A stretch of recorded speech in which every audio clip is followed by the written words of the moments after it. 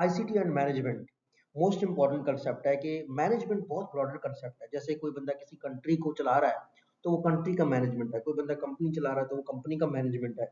जैसे हज का कोई इवेंट है या कोई बहुत रिलीजियस इवेंट है, उस इवेंट को कोई बंदा मैनेज कर रहा है तो वो इवेंट की मैनेजमेंट है।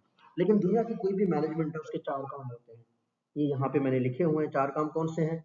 एक प्लानिंग है कि उसके बारे में प्लान करते हैं, फिर रिसोर्सेज अकॉर्डिंगली ऑर्गेनाइज करते हैं, फिर लीड करते हैं, फिर कंट्रोल करते हैं। तो जो आईसीटी है वो मैनेजमेंट को हेल्प करती है कंपनीज के, कंट्रीज के। तो बहुत मैनेजमेंट मतलब ये है कि बिजनेस से भी बड़ा कंसेप्ट है, उसमें वो हेल्प करती है।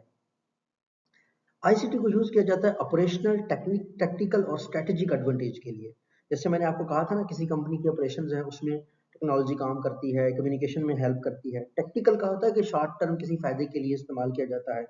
जैसे आप एम्प्लॉइज अटेंडेंस को देखें, अगर एक बंदा रेगुलर नहीं आ रहा तो आईसीटी एज अ टैक्टिक भी यूज कर सकते हैं। स्ट्रेटेजिक मतलब ये लॉन्ग टर्म बेनिफिट के लिए आप यूज कर सकते हैं, जैसा कि एप्पल यूज करता है या गूगल यूज करता है, ठीक है ना, दूसरी कंपनीज के ऊपर बेनिफिट के लिए। और आईसीटी कंपलसरी है, essential for the modern management.